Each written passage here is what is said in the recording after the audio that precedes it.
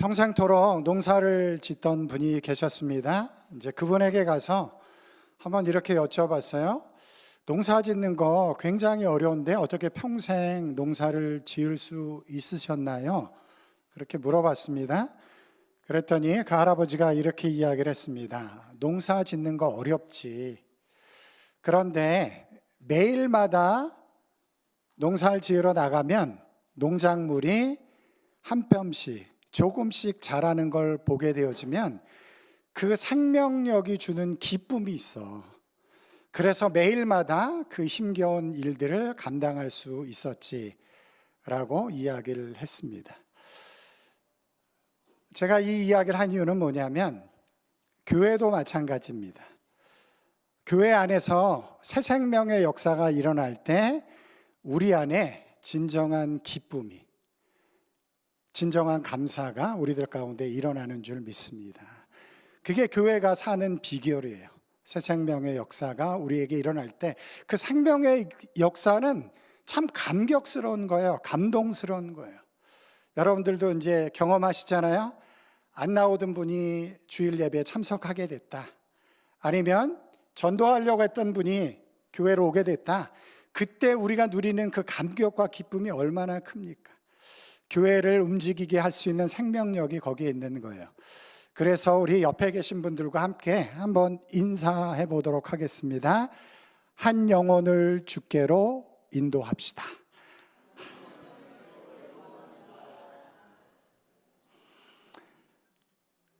예, 조금 어려운 일이 될 수 있지만 그러나 교회가 사는 비결입니다. 영적으로 일어나는 비결이에요. 그래서 제가 이제 강조를 합니다. 구약에 기록된 율법에 따르면 이스라엘의 남자들은 매년 3번에 걸쳐서 예루살렘에 올라와서 하나님께 제사를 드려야만 합니다. 여러분들이 잘 아시는 것처럼 유월절, 칠칠절, 초막절입니다. 원래 농사절기였는데 이제 그것이 종교적인 의미와 합해져서 유대인들에게 가장 중요한 3가지 절기가 됐던 것이죠. 유월절은 뭔가요? 하나님이 이스라엘 백성들을 이집트에서 구원해 내신 것을 기념하는 절기입니다. 유월절이 지나고 나서 7일이 7번 지난 날, 그래서 50일이 되는 그날을 오순절 아니면 칠칠절 아니면 첫 번째 작물을 얻게 되어진다 해서 초실절 아니면 그 작물이 뭐냐면 보리거든요. 그래서 맥추절이라고 해서 오순절, 칠칠절, 초실절, 맥추절 다 같은 의미예요. 이제 50일이 되는 날 그렇게 하나님께서 십계명과 율법을 주신 것을 기념하는 날로 그들이 기억을 합니다. 그리고 마지막으로 초막절, 수장절, 장막절이라고 하는데 이것은 수장절이 뭐냐면 얻은 곡식을 창고에 쌓아 놓는다 라는 의미에서 이제 수장절이라고 하는데 그것이 초막절로 이스라엘 백성들을 광야에서 하나님이 얼마나 신실하게 인도하셨는가를 생각하면서 텐트를 짓고 하나님의 은혜에 감사하는 절기로 초막절을 그들이 지내게 되어졌습니다. 여러분, 지금도 이스라엘 사람들이 이 3가지의 절기를 여전히 지키는 거 아세요? 몇천 년이 지났음에도 불구하고 여전히 성경에 기록되어진 모습 그대로 지금도 유대인들은 이 절기를 지킵니다. 뭐 예를 들자면 초막절 절기, 그래서 바깥에다 텐트를 쳐요. 그리고 종려나무 가지로 지붕을 덮습니다. 그리고 일주일 동안 거기 살면서 거기서 음식을 해 먹어요. 우리가 텐트 생활을 광야에서 이렇게 했지만 하나님께서 우리에게 모든 필요한 것들을 공급해 주셨다. 그것을 감사하는 절기로 지금도 유대인들은 지키고 있습니다. 오늘 우리가 주목해야 될 절기가 있는데 칠칠절, 다른 말로 뭐라 그랬죠? 오순절. 그 오순절 날 남자들이 다 이제 그 예루살렘에 와야 되니까 이스라엘 안에 있는 사람만이 온 게 아니고 지중해 연안에 흩어져 있던 많은 유대인들이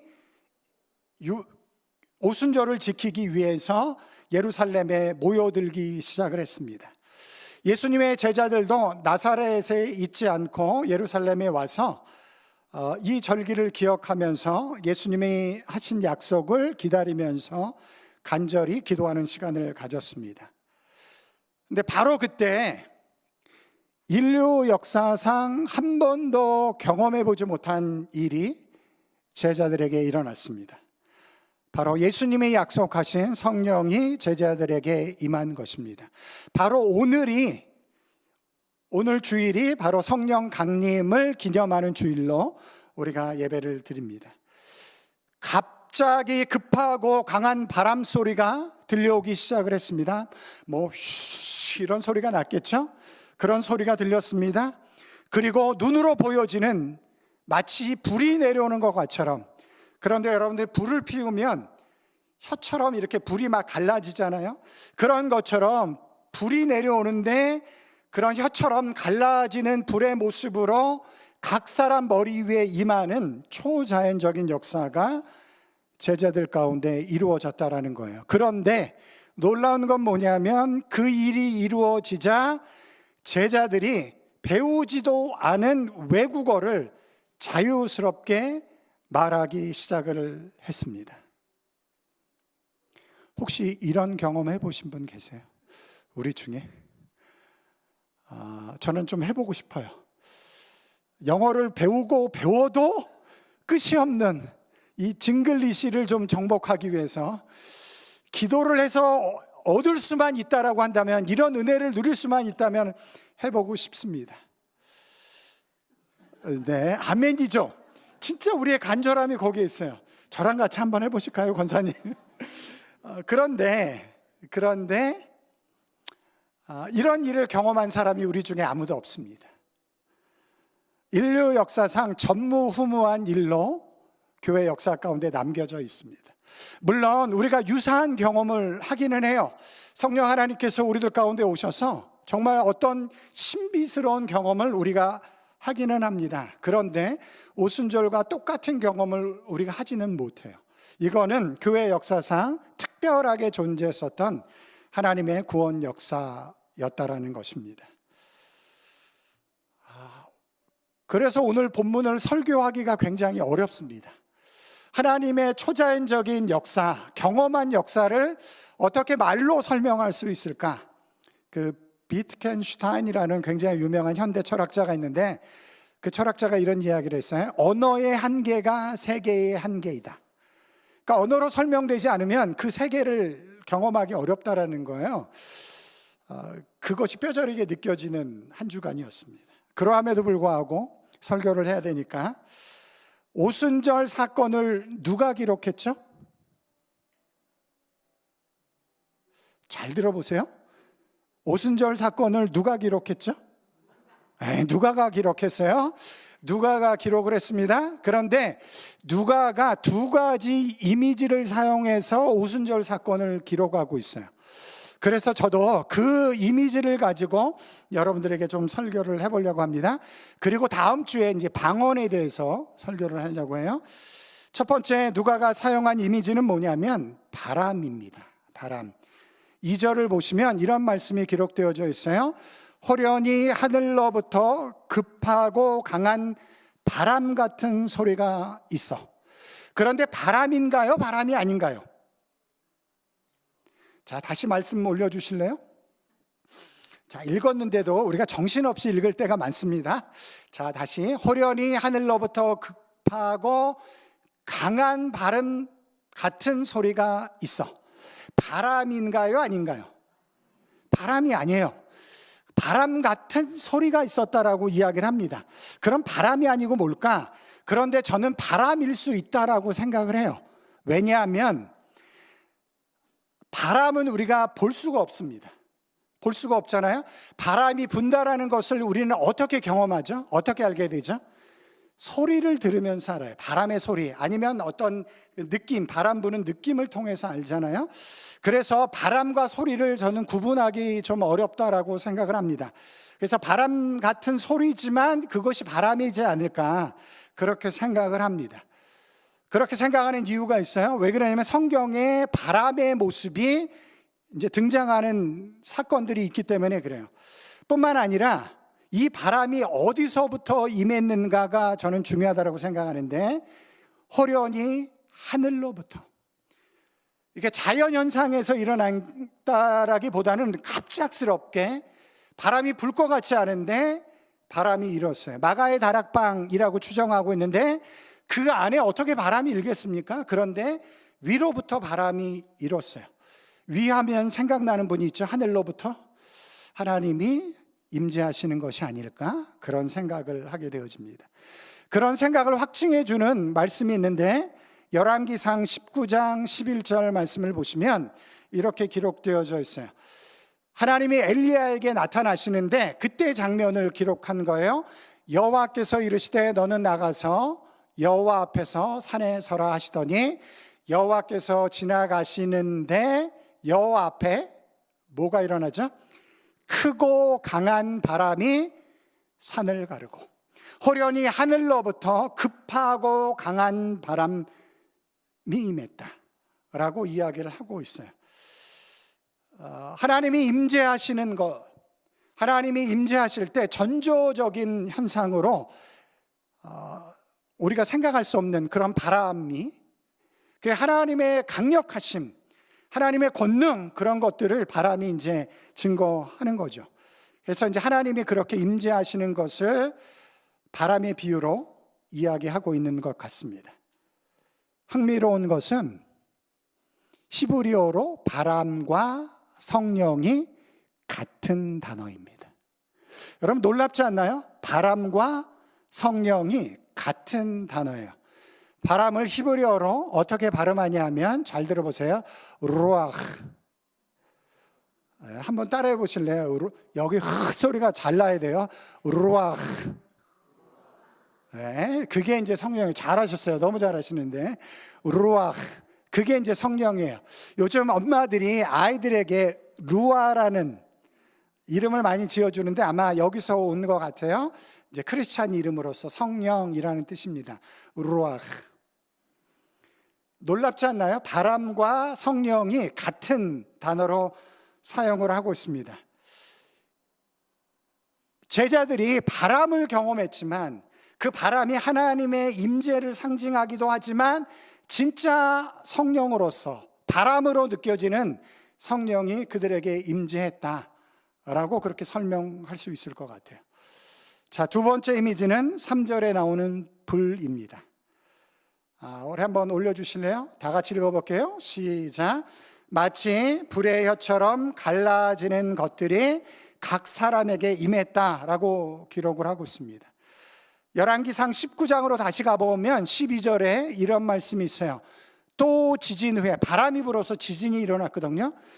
그런데 지진 후에 불이 있으나 불 가운데도 여호와께서 계시지 아니하시더니, 바람 다음에 뭐가 나타났죠?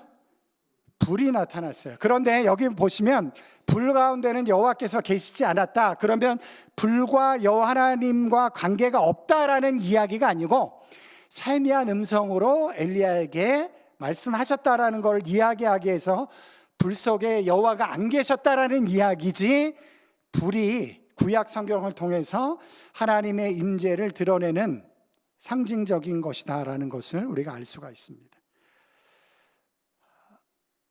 모세에게 하나님이 나타났어요. 양을 치고 있던 모세에게 어떻게 나타나셨죠? 가시떨기 나무에 불로 나타나셨어요. 그런데 불이 가시떨기에 붙었는데 그러면 어떤 일이 일어나는 것이 자연현상이죠? 불이 타야 되는, 그 가시떨기가 타야 되는데 가시떨기 나무가 타지를 않는 거예요. 모세가 이상하게 생각했고 가서 자세히 보기 시작을 했습니다. 그때 그 불 가운데서 하나님의 음성이 들리기 시작을 했어요. 불로 상징되어지는 하나님의 임재가 거기 가운데 일어났습니다. 근데 놀라운 건 뭐냐면, 불이 임하면 가시떨기 나무가 타버려야 되는데, 소멸되어야 되는데, 하나님의 임재는 불이 임함으로 소멸되어지는 것이 아니고 그 안에 새 생명의 역사, 변화의 역사, 하나님의 사명이 주어지는 역사들이 그 불 가운데 임한다라는 것입니다. 여러분, 엘리야에게 하나님이 나타나시잖아요. 왜 그렇게 나타나셨는지 아세요? 엘리야가 낙심하고 있을 때, 절망하고 있을 때 나밖에 하나님을 온전히 섬기는 사람이 없습니다. 두렵습니다. 그래서 도망갔을 때 하나님이 엘리야에게 나타나셔서 이렇게 나타나신 거예요. 그리고 그에게 사명을 주십니다. 그런 역사가 오순절에, 모세는 불과 거리를 두고 하나님의 음성을 들었지만 오순절 사건은 불이 각 사람에게 직접 임하는, 그래서 그 불로 인해서 그들이 소멸해야 될 것 같은데 소멸하지 않고 도리어 놀라운 능력을 덧입게 되어지는 그런 역사가 제자들에게 일어났습니다. 그것이 오순절의 역사죠.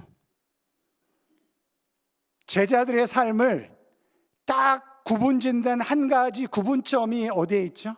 여러분이 잘 아시는 것처럼 오순절 성령 강림을 통해서 그 이전의 제자들과 그 이후의 제자들의 모습으로 완전히 구분되어진다는 것이죠. 성령이 그렇게 임했을 때, 권능으로 임했을 때 그들의 삶이 변화되어지고 하나님의 능력을 덧입어서 주님께서 맡겨주신 주님의 귀한 사명을 감당하게 되어졌습니다.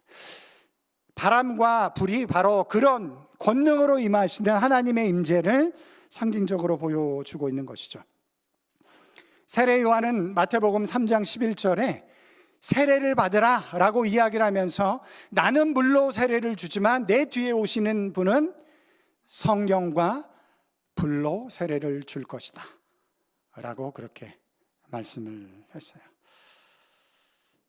오순절 제자들이 경험한 바람과 불은 성령이 임하신 것을 인간의 언어로, 경험적인 언어로, 그래서 이것이다 라고 기록하기는 어렵고, 그래서 이제 본인이 느끼는 대로 이렇게 기록을 한 것 같습니다. 그런데 정작 중요한 것은 그들이 경험한 현상이 아닙니다. 이제 여기부터가 중요한 거예요. 그들이 놀라웠고 신비스러운 경험을 했습니다. 그런데 정작 중요한 것은 그들이 경험한 현상이 아니에요.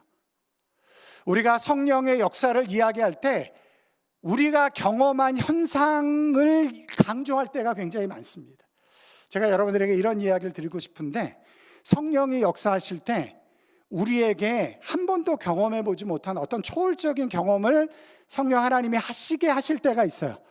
그때 여러분 그 경험에 순종하시기 바랍니다. 그 경험을 피하지 마시기 바랍니다. 제자들이 만약에 이런 경험을, 야 이게 도대체 무슨 경험이지? 야 이거 이상하다, 도망가 버렸으면 그런 경험 못했을 거예요. 물론 하나님이 다 알아서 하시겠지만 하나님께서 여러분들 가운데 특별한 경험을 하게 하실 때 그때 그것을 피하지 마세요. 그런데 그 현상은 사람마다 다양할 수 있다라는 것을 놓치지 마시기 바랍니다. 그걸 경험하면 너무 초월적인 경험이니까 우리 믿음 가운데 너무 큰 확신으로 다가와요. 그래서 그걸 자꾸 다른 사람들에게 강조하려고 해요. 이렇게 해야 돼, 저렇게 해야 돼. 근데 그거는 하나님의 영역이고 우리는 경험하는 자의 입장에 있어요. 그래서 사람들마다 그 경험하는 현상은 다 다를 수가 있습니다. 그래서 그 현상에 집착하기보다는 저는 이것에 관심을 가져야 된다라고 생각하는데 4절 말씀입니다. 우리 다 같이 한번 읽어볼게요. 시작. 그들이 다 성령의 충만함을 받고 성령이 말하게 하심을 따라 다른 언어들로 말하기 시작하니. 자, 다른 언어들은 제가 다음 주에 설명할 거예요. 성령이 말하게 하심을 따라서 다른 언어를 이야기했습니다. 그 전에 이루어진 게 뭐죠? 성령 충만함을 그들이 경험을 했어요. 성령이 임하시고 성령의 충만함을 그들이 경험했다라는 거예요. 그들에게 주어진 초자연적인 현상, 그거는 우리가 다 이해할 수 없습니다. 사람마다 다르게 경험할 수 있어요. 그러나 그 경험을 통해서 우리에게 반드시 나타나야 되는 열매가 있다라는 거예요. 그게 뭐죠? 성령 충만입니다. 여러분 성령 충만 원하시나요? 그게 우리의 소원이 돼야 돼요. 성령 충만한 삶. 그럼 도대체 성령 충만함은 뭘까요? 성령 충만함. 근데 흥미롭게도 성령 충만함은 이것이다 라고 성경은 정의하지 않습니다. 성령 충만함이 이것이다 라고 성경이 정의하지 않아요. 그래서 성령 충만함에 대해서 굉장히 많은 오해들이 생기기 시작을 합니다. 그래서 어떻게 보면 현상에 집중해서 성령 충만을 이야기할 때가 많습니다.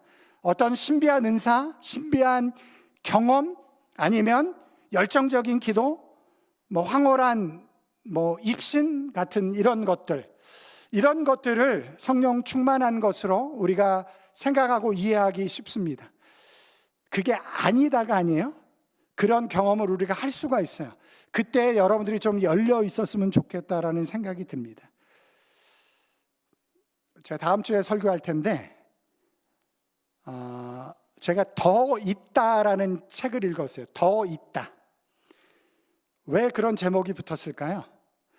우리 신앙생활을 항상 이렇게, 신앙생활은 요거야 라고 규정하고 우리가 신앙생활을 하는데, 하나님의 역사는 더 있을 수 있다라는 거예요. 더 있을 수 있다. 여러분, 하나님의 일하심을 너무 규정하지 마십시오. 하나님은 우리 생각과 규정보다 더 크게 우리 안에 역사하실 수 있는 분이십니다. 그런 의미 속에서 하나님의 역사에 열린 마음이 필요해요. 열린 마음이. 그러나 주의해야 될 건 뭐냐면, 하나님이 역사하실 때 그 현상에 주목하기보다는 그것으로 인해서 맺어지는 열매가 뭐라고요? 성령 충만. 근데 성령 충만을 성경이 분명하게 규정하지 않아요. 성령 충만이 뭘까요? 성령 충만은 저는 이렇게 규정하고 싶습니다. 우리의 생각과 감정과 의지가, 그게 인간이잖아요. 생각, 감정, 의지. 우리의 생각과 감정과 의지가 온전히 하나님의 말씀과 그리스도의 영, 성령에 이끌려지는 삶, 그것에 순종하는 삶, 하나님의 말씀과 성령의 음성에 순종하는 삶, 그것이 저는 성령 충만이다 라고 믿습니다. 그런 역사가 제자들에게 이루어지는 거예요. 그런데 성경은 성령 충만의 정의는 분명하게 내리지 않는데, 성령 충만의 열매가 무엇인지는 아주 분명하게 기록을 하고 있습니다. 갈라디아서 5장 22절부터 23절 우리 다 같이 한번 읽어볼게요. 시작. 오직 성령의 열매는 사랑과 희락과 화평과 오래 참음과 자비와 양성과 충성과 온유와 절제니 이 같은 것을 금지할 법이 없느니라. 여러분 안에 이런 열매들이 맺혀지고 있으시죠? 3번만 하셨네. 여러분 안에 이런 열매가 맺혀지고 있으시죠? 제가 목회를 하면서 경험한 것이 있는데, 한국 분들, 이제 이 키위 교회는 이래요. 요만한 열매가 맺혀도 하나님 앞에 이만큼 감사를 해요. 그 사람들의 어떤 이 멘탈리티가 그런 것 같아요. 그래서 요만한 열매를 이렇게 크게 감사하더라고요. 그런데 한국 분들은 이만한 열매가 맺렸는데 감사는 요만큼. 우리가 키위 교회를 통해서 좀 배울 필요가 있어요. 여러분 안에 이런 성령의 열매가 맺혀지는 줄 믿습니다. 왜냐하면 우리 안에 성령이 계시기 때문에 그래요. 물론 우리가 완벽하지 않아요. 이 한국 교육의 문제예요. 90점 맞았다고 혼나는 나라가 한국이에요. 100점 못 맞았다고. 그러니까 우리는 거기에 주눅이 들어있어요. 그래서 우리가 잘하고 있음에도 불구하고 그것을 감사하지 못해요. 교회 안에도 마찬가지입니다. 우리가 신앙생활 잘하고 있어요. 그 안에 하나님의 은혜 안에서 열매 맺는 것들이 있습니다. 그러면 이만큼 감사해야 되는데 감사는 요만큼밖에 못해. 이런 열매가 우리 안에 맺혀지는 줄 믿습니다. 그런 은혜가 여러분들 가운데 있어요. 왜냐하면 성령이 우리 안에 계시기 때문에 그래요. 그런데 오순절 성령 강림을 통해서 특별하게 나타났던 열매를 초대교회는 우리들 가운데 이렇게 이야기를 해주고 있어요. 사도행전 2장 42절부터 47절인데 이것이 오순절 강림의 열매예요. 한번 읽어보겠습니다. 다 같이 시작.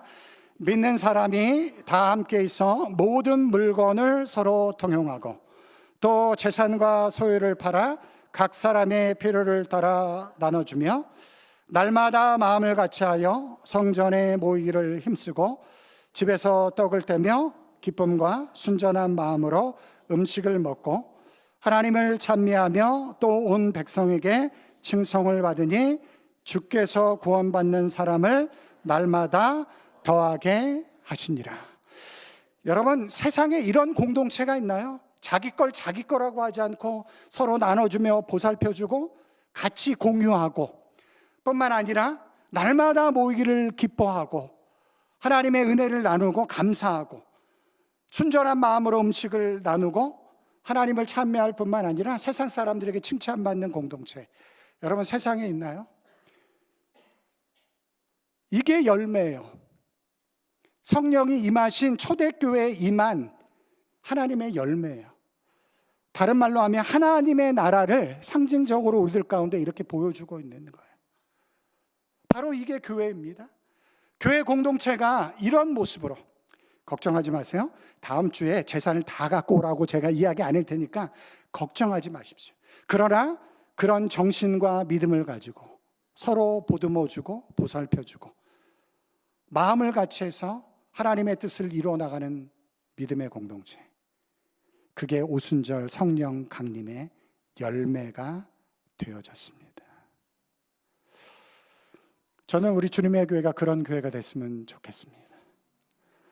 우리 모두가 다 성령 충만할 뿐만 아니라 성령 충만함으로 사랑과 희락과 화평과 자비와 우리 목장 이름이 우리 개인의 삶뿐만 아니라 우리 교회에서 이루어지게 하시고 우리 공동체가 세상과 다른 공동체가 되어져서 서로를 보듬어주고 보살펴주고 그 안에서 하나님의 은혜를 누리며 세상 사람들로부터 칭찬받는 그런 믿음의 공동체가 되었으면 좋겠습니다. 그게 교회니까. 그걸 위해서 성령 충만해야 되는데 그러면 어떻게 성령 충만할 수 있을까요? 두 가지 제가 말씀드릴게요. 첫 번째는 제자들이 한 것처럼 하나님의 약속을 믿고 기도하는 거예요. 하나님의 약속을 믿고 기도하는 것입니다. 하나님, 저에게 성령을 부어 주시옵소서, 충만하게 채워 주시옵소서. 누가복음 11장 13절 말씀에 이런 말씀이 기록되어져 있어요. 우리 다 같이 읽어볼게요. 시작. 너희가 악할지라도 좋은 것을 자식에게 줄 줄 알거든 하물며 너희 하늘 아버지께서 구하는 자에게 성령을 주시지 않겠느냐. 구하는 자에게 성령을 주실 뿐만 아니라 충만하게 채워주실 줄 믿습니다. 그걸 구하는 우리 교회가 됐으면 좋겠어요. 그때 하나님의 놀라운 역사가 우리 안에 이루어지는 거예요. 제자들이 한 게 아니잖아요. 하나님이 하시는 거잖아요. 우리가 기도할 때 하나님께서 그런 역사로 우리를 이끌어 가실 줄 믿습니다. 그래서 약속을 믿고 기도해야 돼요. 두 번째는 성령 충만함이 뭐죠? 하나님의 말씀과 성령의 음성에 순종하는 게 성령 충만이에요. 이건 우리가 해야 될 몫입니다. 우리 주님의 교회가 하나님의 말씀을 붙잡고 때를 따라서 우리 마음 가운데 감동을 주시고 말씀하시는 성령의 음성을 잘 듣고 순종해서 성령 충만함으로 이런 믿음의 공동체, 초대교회에 일어났었던 놀라운 역사가, 이런 은혜가 우리들 가운데 있기를 간절히 소망해 봅니다. 그 일을 위해서 우리 함께 기도해 보지 않겠습니까?